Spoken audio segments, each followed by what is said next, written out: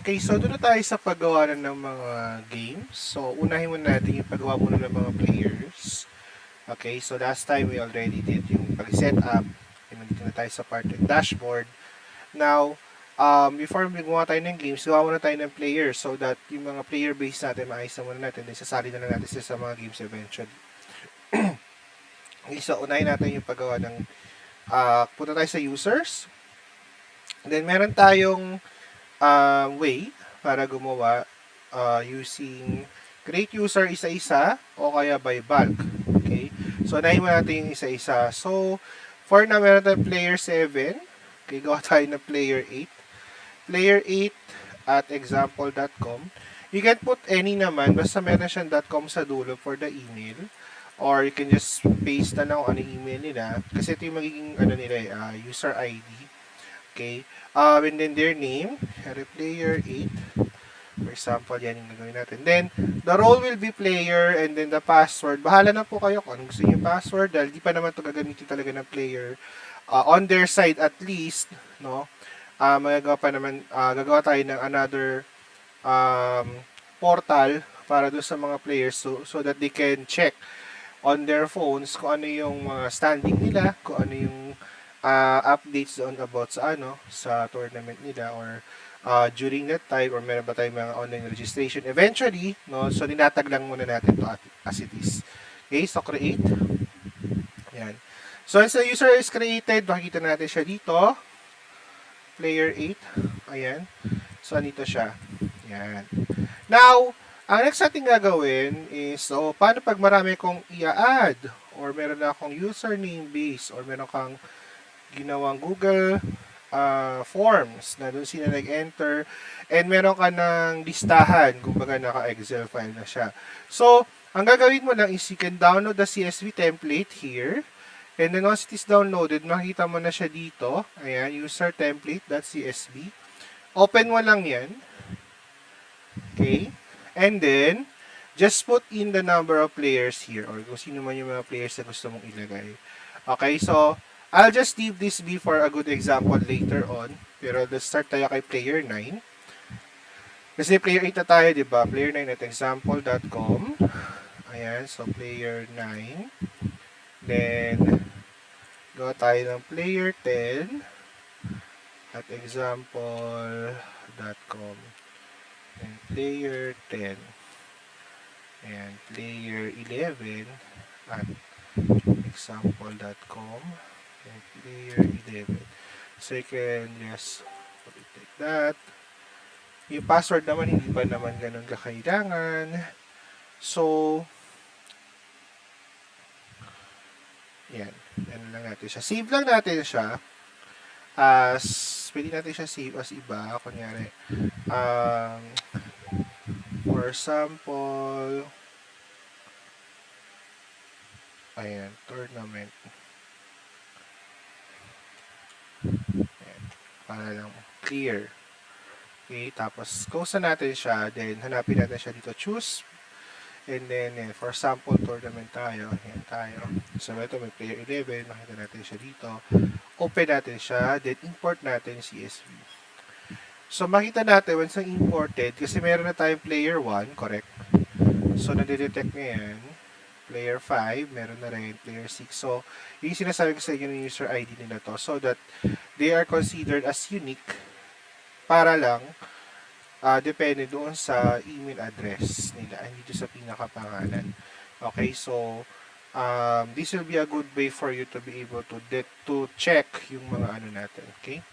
Items natin for this. Yan. So once it is there, later on, i-ano ko sa inyo yung mga other things na dapat natin i-check for this one. But for now, let's leave it bilang muna, no? Magkakaroon tayo ng different discussion on the user player interface na to. Pero for now kasi gusto na muna natin mag-setup muna ng game. Okay? So punta muna tayo, balik tayo dito na tayo sa games. Once you have already set up your players, nandito na, nakita mo na dito sa baba, you're already good with that. Okay, and then kung magdagdag ka pa isa-isa, no, walang problema yon. Please do so.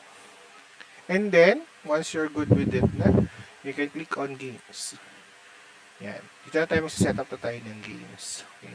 So, meron ka nakita dito na meron active, no? Na meron ako active na ginawang game. Later on, papaliwanag natin yan yung mga active games. Pero gagawa muna tayo ng bago. Okay, so gawa tayo ng bago. Kunyari, New Year Bash game. Or tournament na lang. Year 2026. Yan, 2026 tournament. So, multiplayer, meron tayong 1v1. For each one type, later on, i-discuss natin. Pero since commander muna yung anuhin natin, target muna natin, so we're gonna be doing the multiplayer. Again, meron na tayong BO3. Later on, mag-add pa tayo ng BO3 na single elimination at saka BO3 na round table seeding. Okay, but for now, let's just leave it be. Magkakaroon tayo ng separate video for 1v1 na BO3 season. Multiplayer system, dun muna tayo sa limited. Okay, meron tayong unlimited pero dun muna tayo sa limited. And then, game description. Lagyan nyo lang ito ng MTG Commander Tournament for welcoming the 2026. Kanyari, ganyan na. And then, dito sa baba, you can actually select any number of players na meron ka na. Kaya diba inuna natin gumawa ng mga players sa user side natin so that you can add them up here. Okay, so for example, you would like to, ito lang naman ang gusto mong sumali or may nasa listahan mo, or you would like to add all. Kunyari, yung buong listahan mo, bago pa lang, no? You can add all. So, you can create the game na kapag gusto yung ganyan. Or, mag-iwan tayo kunyari ng yan, iwan lang tayo ng ilan lang. Sige, create game. And then, let's create a game. So, makikita natin na yung mga hindi na isali sa game ng mga players is still here. No, you can actually add them up later on if mag-walk in sila, or you can select them here. Yan. Okay? Or later in the round. Kunyari, nag-register naman si Bob or si Carla, no, pero late siya, wala siya sa round 1. So later you can add them up. Okay, now, dito sa part na to, we will be discussing this further, yung mga display background secondary, sponsor banner. Balikan natin to ha. Kasi these are for the yung mga LGS, gusto nila palitan yung background, gusto nila yung logo nung store nila yung nakalagay. So, we already put it there. O kaya gusto niyo magkaroon kayo ng mga sponsor banner, no? Kunyari, sponsor niyo is ganitong store, or meron kayong set ng mga products na gusto niyo ibida as their sponsor, so you can put it here. Tapos, eto na. Okay, next the ranking. So, ito yung set ng mga players na kasali. So, ayan, nakaano siya. Alphabetical naman siya dito. And then, if you would like to create a new round, pairing modes natin, usually ginagamit natin is the random pod. Okay? But you can put on whatever you would like to. Kunyari gusto mo ng Swiss. Siyempre pag Swiss yan, alphabetical lang labas yan muna. Okay? So you can do random pods para lang randomize siya. Hindi siya magulo. Okay? So wala pa tayo nakikreate. Of course, meron tayong audit log sa baba.